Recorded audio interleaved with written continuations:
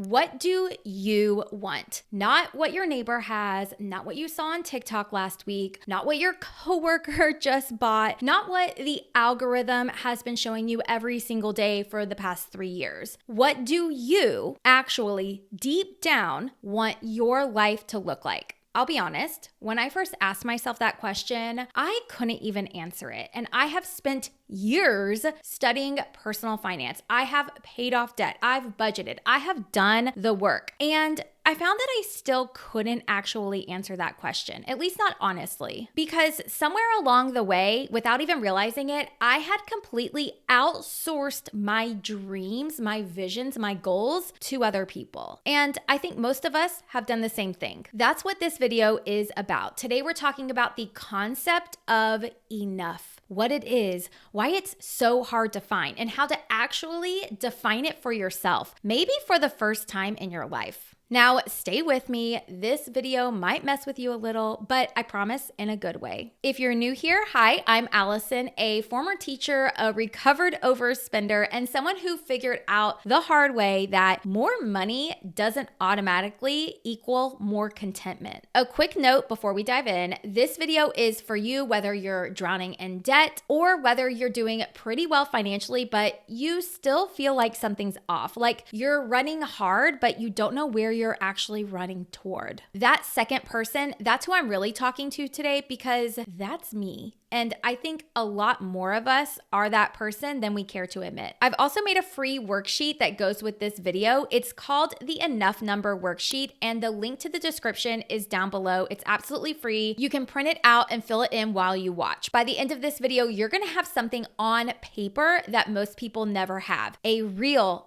honest definition of what enough looks like for you. Okay, let's go. I want to introduce you to something called the Hedonic Treadmill. Here's how it works. You want something, maybe it's a raise, a bigger house, a nicer car, new furniture for the living room. You work for it, you sacrifice for it, you finally get it, and it feels amazing. But you only feel amazing for like a minute. And then naturally that feeling fades, but it fades faster than you expected. And that thing you wanted so badly just becomes normal. It's just a part of your life now. And the excitement, that anticipation, it's gone. It's evaporated. It's nowhere to be found. So what do? You set a new goal, a slightly bigger one, and you start running toward that goal. That is the hedonic treadmill. You are running and running and running, and you're never actually getting anywhere because every single time you arrive at the thing you wanted, your brain recalibrates and says, cool, what's next? I lived this, and I'm sure you have too. When I was in my early 20s, I drove a car that had absolutely seen better days, as in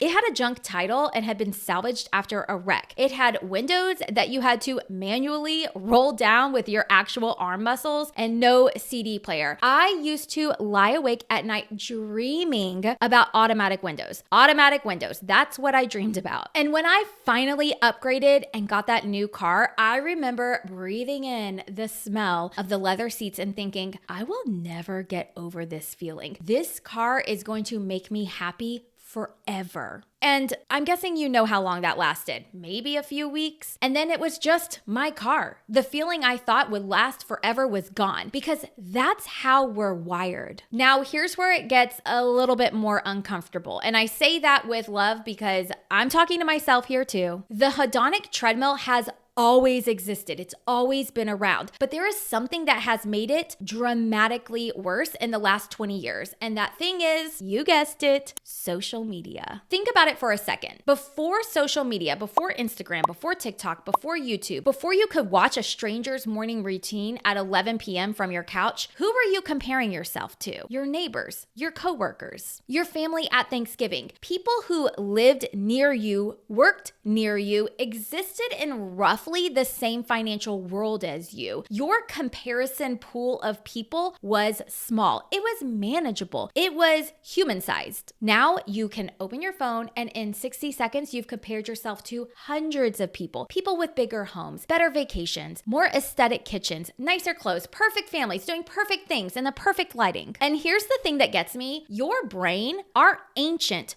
hardwired, not designed for social media brain does not know that those are highlights. It does not understand that someone spent 45 minutes setting up that perfect shot. It doesn't know that that couple that is living their best life, they're actually drowning in debt. It doesn't register that what you're seeing is just a curated best of highlight reel of someone else's entire life. All your brain sees is they have more than me, and the treadmill speeds up. But here's the thing I really want you to sit with, because this is the part that changed something in me when I finally understood it. It's not just that social media makes you feel like you don't have enough. It's that social media has slowly, without you even noticing, replaced your own dreams with someone else's. You don't want a kitchen renovation because you've spent time thinking about what would make your home feel like you. You want it because you saw one on Instagram and your brain said, yeah, I want that too. You don't want that car because it fits your life and it fits your values. You want it because someone you follow just got one. What's crazy is that you're not even working toward a life you have actually designed. You're working toward a life that was assembled from other people's highlight reels, and you don't even know which parts are actually yours and which parts are theirs. And I know this because that's exactly what I've done. That is the comparison trap at its deepest level, and we need to be talking about it. So let me ask you that question again, and I really want you to think about it. What do you want? You. Not a bigger version of what someone else has, not an upgraded life of someone that you saw online that, by the way, you don't even know them. You just have a parasocial relationship with them. You. What do you want based on your values, your personality, the things that make you genuinely feel alive before the algorithm started telling you what you need to want? I want you to think about a goal that you're working toward right now. Maybe it's a money goal. Maybe it's something completely different. Maybe it's a house in a certain neighborhood or a certain income level or a specific type of vacation. Whatever it is, hold it in your mind right now. Now ask yourself honestly, would I still want this if I had never seen anyone else have it? If the answer is yes, you would still want it, great. That's yours. That is your goal to chase after. But if you hesitate, if there's even a flicker of, actually, I'm not really sure, that's worth paying attention to, because you might be pouring your money, your energy, your stress, your time into a life that was never really yours to begin with. Now, I'm not saying any of this to shame anyone. I'm saying it because I have done this more times than I care to admit. I have spent money on things I didn't actually care about because someone else had them and my brain said, hey, you want that too. I wrote about this in my book, Money Made Easy, and I talked about the year after we moved into this current home when I became almost obsessed with online shopping. Every day, something new for the house. And when I finally got honest about what was driving this obsession, it wasn't that I needed those things. It all came down to emotion. It was all about comparison. I was trying to build a life that looked a certain way on the outside without ever stopping to ask if it was the life I actually wanted on the inside. That's what the Hedonic treadmill does. It keeps you so busy running that you never stop to ask, where on earth am I actually going? So let's stop. Like right now, let's stop and figure out where you actually want to go. Not someone else, not your friends, not a parasocial relationship, not an influencer you like. Where do you actually want to go? I want to walk you through what this looks like when I actually did this exercise for myself, for real, like not a theoretical exercise. I sat down and I got quiet and I put my phone away and I wrote this out. And I used this free worksheet that you can get down in the description for me to do this. I'm breaking this down into 3 different categories: security, lifestyle, and freedom. Okay, let's talk about security. For me and my husband, Matt, our security floor, like what we want to feel secure, is a 6-month emergency fund. That's the number where I stop worrying about things and like running worst case scenarios. 3 months is not quite enough for me. I know that about myself. 6 months is my number. And probably a lot of that comes from the fact that I'm a business owner. So I want a little bit more money in savings. I think that if we were both just like standard traditional salary employees of like corporate corporate America or whatever, I think 3 months would be fine. So I know I want a 6-month emergency fund. I also wrote down that I want to be completely consumer debt free. That feels like a non-negotiable for our enough, right? We've lived it. We know what it feels like. That's the standard that I'm chasing right now. And that's honestly where we are. The only debt we have is our mortgage. Our cars are paid off. We pay off our credit cards in full every Friday. And I just love that feeling. It feels good to me. Let's talk income next. When I sat down and calculated what our monthly life costs, and I take away the comparison spending, I take away wanting to keep up with everyone else, our real number comes out to about $10,000 each month. And honestly, that's probably more than we even need. Now, here's where it gets personal for me. I own my own business, Inspired Budget,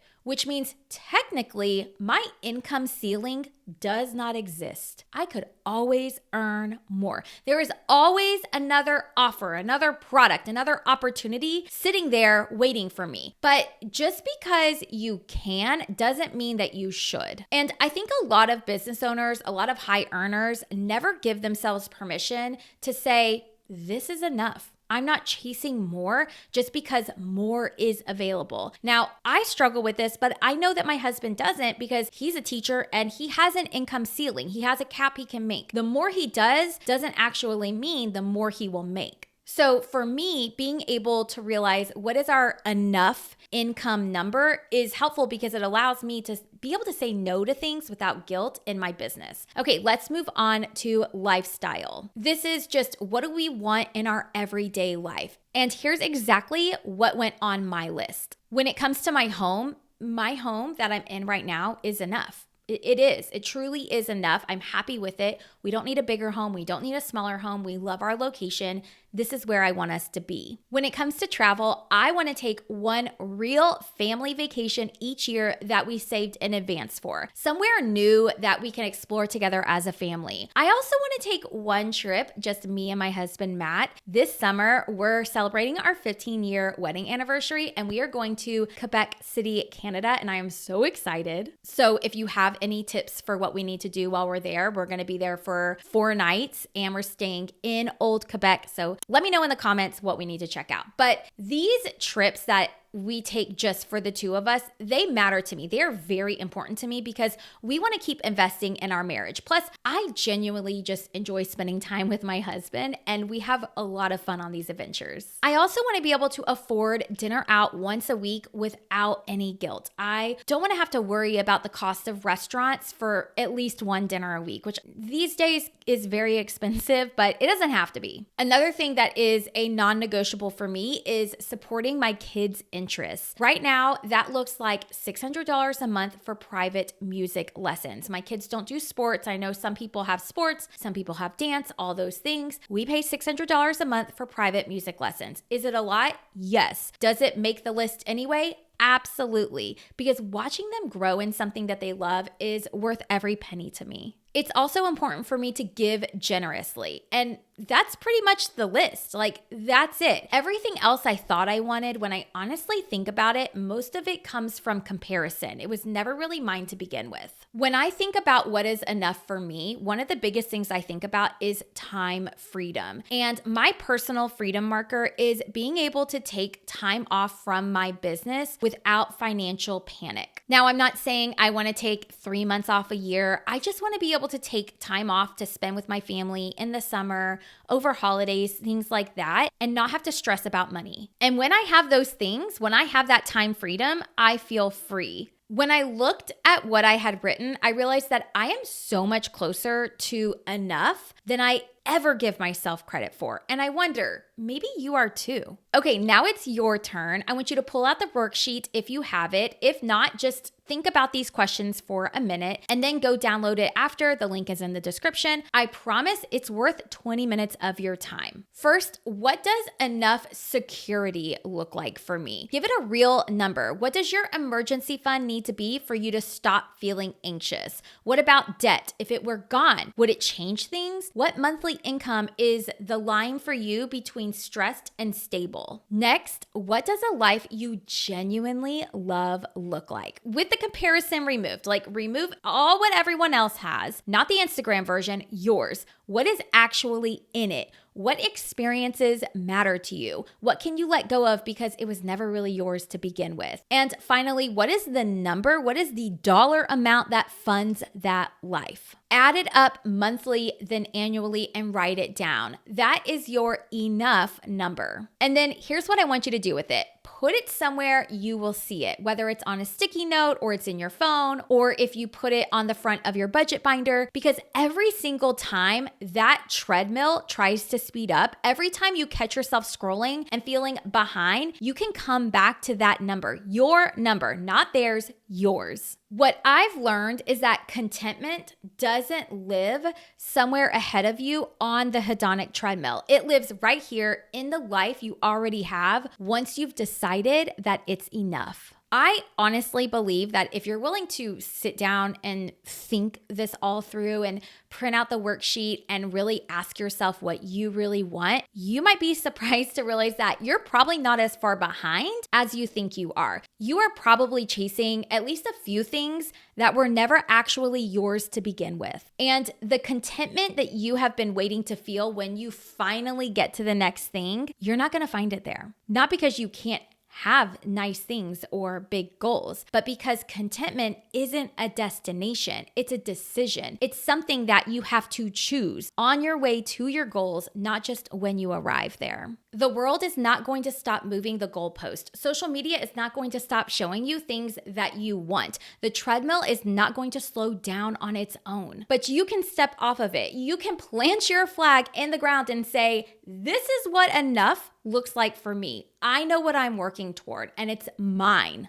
I fully believe that this is one of the most powerful financial decisions that you will ever make. It's not a budgeting hack. It's not an investment strategy. It's just knowing what enough is. And it's deciding that you're allowed to want it and to not want other things. Go grab the worksheet, do the work, and come back and tell me in the comments, what did you discover? What is on your enough list that surprised you? I have a feeling you're going to find out that you're a lot closer to it than you give yourself credit for. The enough number worksheet is free. The link is in the description. It walks you through every section we covered today, including a full budget breakdown, so you can calculate your real monthly enough number. And if you want more of a step-by-step on how to budget to reflect the life you want, you can watch this video next.